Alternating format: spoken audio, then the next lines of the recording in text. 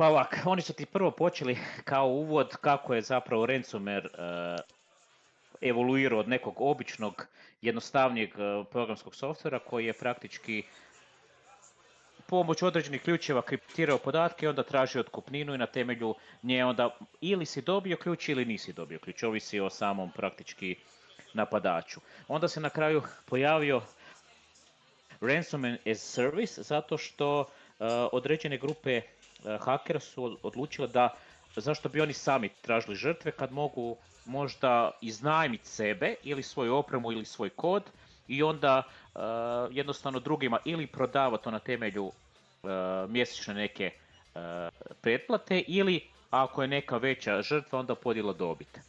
I sad ovi autori u ovom cijelom radu pokušavaju kao upozoriti javnost da bi se mogao javiti novi tip ransomwarea 3.0 koji oni nazivaju, u kojem praktički LLM-ovi uz pomoć LLM-ova se praktički kod ransomwarea uvijek mijenja, što znači zapravo da jednostavno antivirusni program nema više određeni jednostavni uzorak koji bi mogao pratiti i onda detektirati te neke napade. Ne? Da, znači svaki napad je zapravo jedinstven. Tako je, da, zato što oni mogu to baš ono personalizirati, ovisi kakav je tip žrtve. I ovako, dosta je zanimljiv rad. S tim da rad, oni nisu ti htjeli tu dati konkretne informacije zbog toga što ako ti daju konkretne informacije onda ćeš dobiti recept. Oni su opisali doduše cijeli koncept, ali taj koncept nisu detaljizirali upravo zato da ne bi napravili kuharicu. Aha. Sad ovako, znači što se tiče arhitekture sustava, tu je najvažniji program zapravo orkestrator. Orkestrator je napravljen u Golanu, to jest u Go, i bitno je ako hoćemo žrtvu zaraziti da taj orkestrator se instalira na žrtveno računalo. Znači taj orkestrator nije negdje na nekom serveru, on je direktno na žrtveno računalu. On sadrži cijelu logiku. On znači i šalje odgovore, prima odgovore, pokreće validaciju tih rješenja koje je dobio od LLM-a i ako je dobar kod onda izvršava taj kod. Oni to zovu u tekstu artefakti, zato što artefakt može biti kod, može biti neki tekst koji je kao neka izravna prijetnja samom korisniku ili mogu biti kodirane datoteke. Zato oni to zovu kao grupnim nekim nazivom artefakti. I to je znači taj orkestrator kada se instalira na žrtveno računalo, on između ostalog i Lua interpreter. To je kao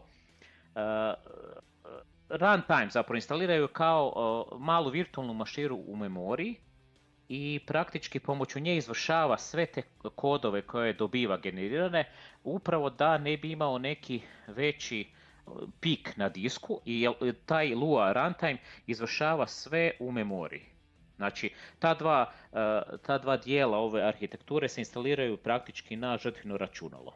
I sad, šta on prvo počne raditi? On prvo počne analizirati njegovo lokalno računalo i onda kad recimo nakon, to ću u kasnim fazama objasniti, kad on recimo nešto nauči o njemu, onda on preko API-a kontaktira LLM. Taj LLM može biti direktno ili može biti neka instanca, oni su tu koristili dvije vrste instanci samog LLM-a. Sad, uz to oni mogu imati opcionalni server koji može služiti i kao proxy ili da na njemu spremaju podatke koje su uzeli od same žrtve. Da li su to neki osjetljivi podaci ili neki identifikatori, tako da oni mogu identificirati praktički od koje žrtve su ti datoteke. Znači to oni nisu obradili u radu, to je opcionalno, može se napraviti, ali u ovom radu nisu taj dio obradili. Praktički arhitektura nije toliko komplicirana, znači imamo orkestrator i runtime koji se izvršava na žrtveno računalo i onda on komunicira s LLM-om i komunicira u način da mu šalje podatke, pita ga nešto i onda prema njegovim rezultatima on sam zaključuje što treba dalje raditi. Sad taj orkestrator je najvažniji dio on je glavni, on zapravo odlučuje o svemu i on ima zapravo 4 faze rada. Znači ima recon, leverage, launch i notify. Znači oni, što se tiče ovog zadnjeg koraka, oni su odlučili da u laboratorijskim uvjetima ne žele ništa baš konkretno raditi, nego će samo generirati poruku korisniku. To jest, oni su to sve napravili u laboratorijskim uvjetima, to nisu korisnici, nego su određene vrste računova koje su napravili. I sad, ovaj prvi dio reconnaissance, on zapravo ide tražiti sve one datoteke koje ima korisnik. Znači, njemu je cilj da stvori sliku korisnikovog računala. I zanimljivo je da zapravo taj orkestrator nikad ne generira kod, nego on komunicira sa LLM-om onako, kako bi rekao, opisno komunicira. Evo, ovo sam praktički našao sam jedan prompt pa sam ga preveo, znači on kaže njemu, molim te, nađi mi popis svih direktorija i datoteka i odgovori mi u obliku nekog popisa tih datoteka. Tako da on vidi točno što to ima i onda dobije sažetak vrsti, broj datoteka, direktorija, koliko su veliki i slično. Ovisi kako on sebi taj prompt napravi. I onda idemo na sljedeći nivo, znači on je sad tu dobio neku sliku žrtve, dobiva popis datoteka i direktorija i sad sljedeća faza je zapravo identifikacija onih osjetljivih datoteka. I sad, ovisi kako je to računalo, da je to korisnikov računalo, to mogu biti neki financijski dokumenti, mogu biti neki programski kodovi, konfiguracije, ovisi koji je tip računala. I sad on njemu pokušava zapravo u promptu definirati da mu se vrate one datoteke koji izgledaju osjetljivo. I sad, kod ove tu faze problematično, zato što on kad pita tako nešto LLM, nekad mu taj LLM odbija taj upit. Zato što LLM nekad zbog same strukture upita skuži da to nešto nije dobro što bi trebao raditi. Oni zapravo njega varaju na način da mu taj prompt napravi što općenitiji i manji, znači jedan prompt u komunikaciji s LLM-om može biti raspodijeljen na više samih promptova, upravo zato da LLM ne skuži šta oni zapravo rade. I sad recimo u ovoj drugoj fazi on dobiva liste datoteka po nekom ključu koja je osjetljivija. I tu on dobiva znači ime, naziv, veličinu, datum i slično. Sljedeća faza je launch, to jest on zapravo s obzirom na tipove tih osjetljivih datoteka, on pokušava, znači orkestrator kad dobije tako nešto povjerljivo, kad dobije te listu povjerljivih datoteka, onda on određuje koji bi bio možda najbolji napad. I sad on zapravo ne generira kod, nego traži od LLM-a da mu generira pseudokod ili možda kod direktno, ali ako složi pseudokod, onda će ga u sljedećem koraku pitati da zapravo generira kod prema pseudokodu koji je sam generirao. Zato da upravo rasporedi taj prompt da ne bi on skužio točno što on hoće napraviti. Sad, tu, u ovom fazi, tip izlaza ove faze zapravo najbitnije mu je da on odabere određeni broj datoteka koje bi bile najosjetljivije korisniku, tako da on može generirati neki plan za generiranje i izvršenje tog koda. I sad imamo zapravo četvrtu varijantu.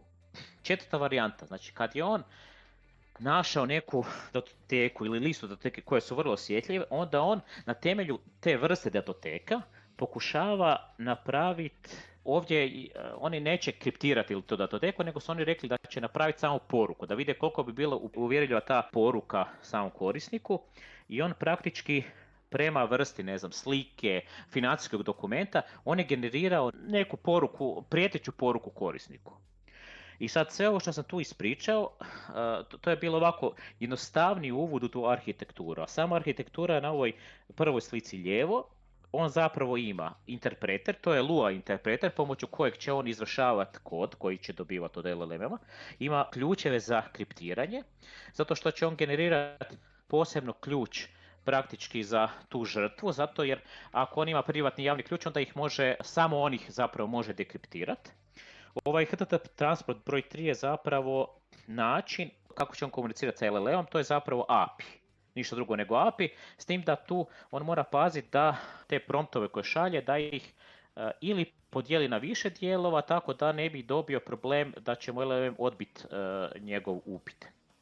I sad, ovi ostali, on zapravo promptove zove taj formalni tekst koji će on generirati, koji će on poslati LLM-u da mu se nešto napravi.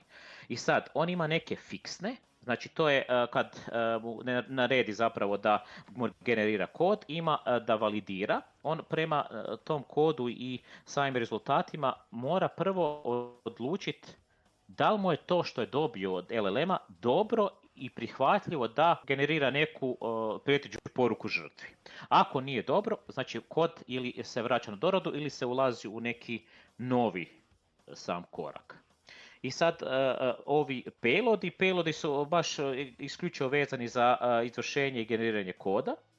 I od 6 do 9 praktički su direktno ovi koraci samog orkestratora. Znači to su recon, leverage, launch i notify. Oni se zapravo svi izvršavaju od 6 do 9 dijela.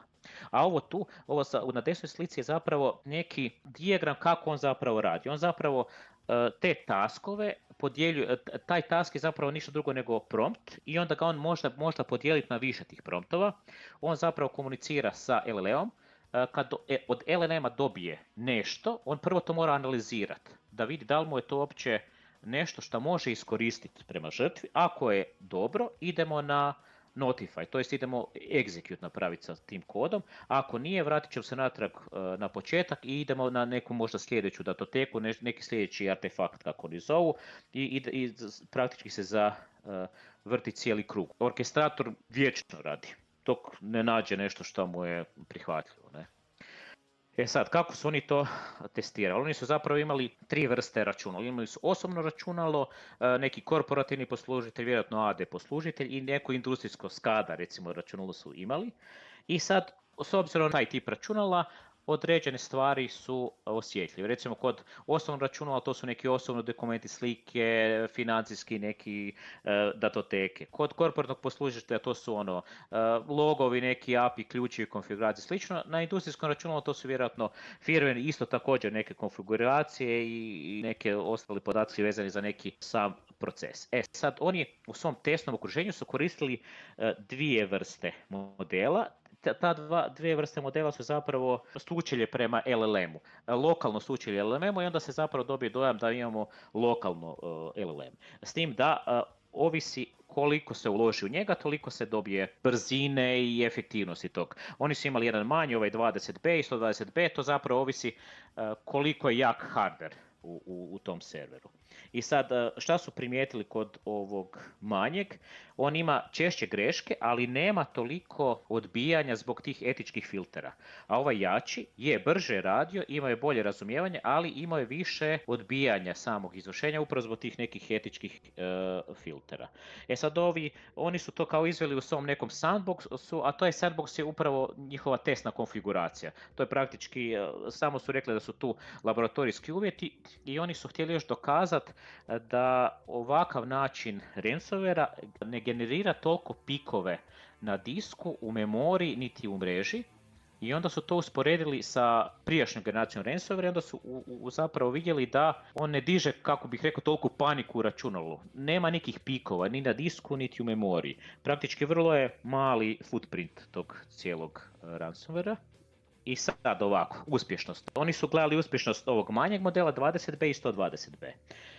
Ovako, sam recon im je bio od 98 do čak 100%, to je zapravo prvi dio gdje on prepoznaje, daje im zapravo listu direktorija datoteka. To i možda nije toliko komplicirano, jer zapravo to je ništa drugo nego popis datoteka. Drugi dio imali su zapravo od 63 do 69% i taj dio je tu možda najvažniji zbog toga što u ovom toj leverage fazi oni tu identificiraju koje bi te datoteke mogle biti osjetljive. Tu im je malo slabi postotak, međutim postotak je relativno dosta dobar, to je skoro pa 70% u ovom jačem modelu. Launch i Notify, oni će uvijek biti u visokom postotku zato što oni generiraju kod i izvršavaju prijeteću poruku korisniku, tako da praktički najvažniji ovdje postotak je ovaj od 63 do 69%, jer tu se zapravo stvara prava, kako bih rekao, prijetnja korisniku. I uglavnom, da, Recon, Launch i Notify, oni će uvijek biti u višem postotku zato što tu se samo izvršava taj dio na temelju leverage modela. Sad, kako su oni zapravo gledali testiranje? Testiranje, ovaj prvi na lijevo, ova tu fotografija zapravo pokazuje da, upravo što sam ranije rekao, da taj ransomware 3.0, on zapravo ne generira nikakvu opterećenje na računalu i zato ga je tako teško detektirati. Rekli su kao, postoji mogućnost zapravo detekcije ako njihov orkestrator, ako bi on možda imao veći neki trag, onda bi zapravo antivirusni software zapravo njega gledao. Zato što on je taj koji ima u sebi logiku, a jedino njega bi mogli recimo identificirati kao prijetnju. Ali što se tiče ovih generiranih kodova, oni su bili zaista uvijek drukčiji. Drukčiji su bili u istim slučajevima, recimo u istim slučajevima računala, isti podaci su bili uvijek drukčiji i to je zapravo generiralo to da ga antivirus zapravo ne može detektirati, jer nema jedinstvenog koda, s time nema onog jedinstvenog opisa koji koristi antivirus da bi detektirao neki maliciozni software. Ova sljedeća slika sa strane je zapravo rezultat tog cijelog ransomwarea, ali oni nisu htjeli baš napraviti neku štetu tu, nego su htjeli samo pokazati tipove poruka koje on generirao korisniku. I sad, ovi tipovi su, recimo, ako ima neku sliku, davat ćemo poruku s obzirom na tu sliku. Ako ima neke financijske podatke, onda će ga tražiti da mu se uplati neki novac na neku točnu određenu adresu što se tiče Bitcoina i slično. I to je dobro odrađivo i zaista je, recimo da to neki stvari koriste, zaista bi se možda neko mogao uplašiti oko tog dijela. I sad oni, praktički njihov cijeli temelj cijelog rada je bio da oni upozore zapravo javnost da to su mogući takvi detalji.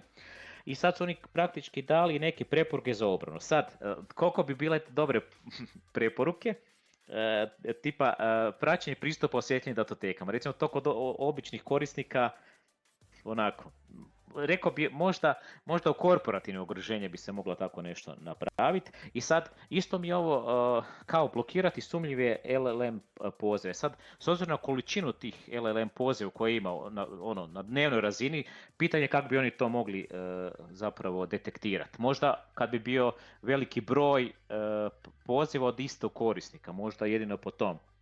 Ali ovisi kakvi bi to bili pozivi. Oni tu su dokazali da zapravo ako mi prompt podijelimo na više tih taskova, praktički LLM neće ništa uočiti sumnjivo, možda neće ni nekog ko nagleda to biti sumnjivo, možda neće ni generirati neki alarm ako imaju neke takve sustave. Ne? I naravno rekli su kao trebalo bi educirati korisnike u svim mogućim slučajevima. A sad na LLM-u su predložili da bi trebali napraviti neke zaštitne mehanizme da se mogu uopće detektirati neki sumnjivi LLM pozivi. Sad, još dodatni neki zaključak je da ovaj LLM je dosta opasan u smislu da se mogu napraviti neke personalizirane kampanje. Recimo, ako baš imamo nekog korisnika točno određenog, možemo točno prema nekim njegovim, od razine ponašanja pa do nekih njegovih navika, može se baš specijalizirati napad i možda nešto što nekom drugom korisniku ne bi bilo važno, a njemu je važno, može se na temelju toga napraviti neki cijeli napad. A i dodatni jedan dio je što oni su dokazali da praktički orkestrator može generirati kod na temelju promptova i to omogućuje da napad izvršavaju neki korisnici koji nisu toliko dobri recimo u programiranju, zato što dobro, treba isprogramirati cijeli taj orkestrator, ali onaj temeljni kod za izvršenje zapravo je generirao sam LLM. Nije uopće bilo uplitanje čovjeka koji bi to kontrolirao, on je praktički samostalno radio. I uglavnom to je zapravo zadnji moj slajd i time završavamo ovaj neki dio. Odlično, Vlado, hvala ti puno. Službeno sad možemo otvoriti ovaj dio s pitanjima. Pa evo ja ću početi. Zanima me sad s obzirom na znanje koje si prikupio čitajući taj rad, misliš li da bi mogao iskoristiti to znanje za neku zlonamjernu aktivnost?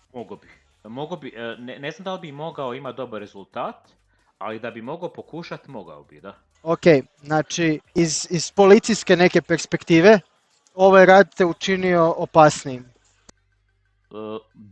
Da, zato što uopće nisam razmišljao na taj način da iskoristim LLM. Oni su praktički LLM iskoristili u zlonamjerne svrhe. Ono što je tu možda ograničavajuća okolnost je dobra volja LLM-a da generira neki zlonamjerni kod. To je, Tako je. gotovo sam siguran, da je trenutno i bit će u budućnosti odgovornost kreatora LLM-a, Google Gemini-a, Groka, ChatGPT-a i svih ostalih LLM-ova, je li tako? I tvrtki koje stoje iza njih. Tako je, da, oni zapravo, tako oni u ovom radu zapravo njih na neki način upozoravaju da bi oni trebali kontrolirati sumnjive LLM pozive. Jer praktički, mislim da trenutno oni možda imaju neki logove to, ali oni imaju te etičke barijere, ali baš ovako sofisticirano, mislim da nemaju baš još, kako bi rekao, sustav da bi detektirao i skupio te sve promptove, jer oni su podijelili promptove na više manjih cjelina upravo zato da prođu etičku barijeru. Da, to je sad ta igra mačke i miša gdje se doslovno zapravo iskorištava LLM, a ljudi koji rade na njima pokušavaju prepoznati te načine iskorištavanja i to spriječiti. Što je po mom nekom mišljenju i osvrtu slično socijalnom inženjeringu, gdje ti i ja smo prijatelji i dijelimo neke informacije međusobno i ja samo u jednom trenutku ili ti odlučiš postati zlonamjeran i te informacije zloupotrijebiti. Ili pitati u manjim fragmentima kao odakle si, pa ti kažeš ne znam, iz Travnog, i onda ja uzmem popis svih ulica i ne znam nekih znamenitosti pa pitam ideš jesi bio ne znam u toj crkvi i ti kažeš a ne ja sam bio u onoj drugoj i onda ja automatski kvart podijelim na pola na primjer i kroz nekoliko manjih pitanja i zaključaka zapravo dođem do tvoje točne adrese. Ajmo reći da dam neku analogiju. Da, što više znaš, to ćeš možda imati kvalitetnije promptove prema LLM-u. Ok, a reci mi molim te vezano za ovaj orkestrator. Nisam baš najbolje shvatio, da li je to nešto negdje dostupno pa ga ti downloadaš ili ga ti trebaš napisati, stvoriti ili kako to? Ne, oni su stvorili orkestratora. To je baš direktno, oni su to isprogramirali i bit je da žrtva se zarazi sa orkestratorom. I onda kada je orkestrator na lokalno računalo, onda počinje napad. Znači orkestrator se instalira na računalo od žrtve i onda on instalira i Lua runtime koji je u memoriji i on služi za izvršavanje koda. Ok, ali pretpostavljam da orkestrator nije javno dostupan. Ne, to nije javno dostupan, niti su dali nikakav kod njegov, oni o njemu općenito govore o ovim fazama, ali nikakav kod nije vani. Oni su samo naveli, žrtva bi se trebala inficirati s orkestratorom, nisu se bavili s tim dijelom, niti su htjeli ulaziti u tu temu. Da, znači možemo reći da je konceptualno ovo vrlo opasno, ali praktično je zapravo opasan samo onaj koji posjeduje orkestrator. Tako je, da. A da. To su zapravo samo oni trenutno, da. Da. Ali, mislim, oni su dali tu ne toliko detaljno, ali dali su neki koncept. Praktički to je recept. Ne? Da, ali i dalje treba tim developera koji će razviti takav orkestrator. Tako je. I moraju napraviti orkestrator koji je malog footprinta da ne bi imao velik, da ne bude prevelik, jer mogli bi ga lakše bi ga mogao antivirus detektira kao nešto loše. U principu, recimo kad bi antivirus imao footprint od orkestratora, onda bi mogao njega detektirati jer on je glavni uzročnik napada. Da, razumijem. Ok, to je to što sam ja imao od pitanja. Ekipa, je li ima još neko pitanje? Ima, nema? Ok, recimo da nema pitanja. Ako slučajno ispadne neko pitanje, dobro, raspravit ćemo ga klasičnom chat komunikacijom. Mogu staviti tako je da u ovom tasku mogu postaviti pitanje ako ima neko pitanje. Može, ako se neko sjeti. A onda ćemo završiti ovaj dio za danas. Hvala ti puno, Vlado, ovo je bilo genijalno. No problema. Zanimljiva tema pa onda. Je. Tako da čujemo se i vidimo se idući put. To je to. Ok, dobro. Ljudi, laku noć. Naspavajte se. Pozdrav svima. Ćao, bok.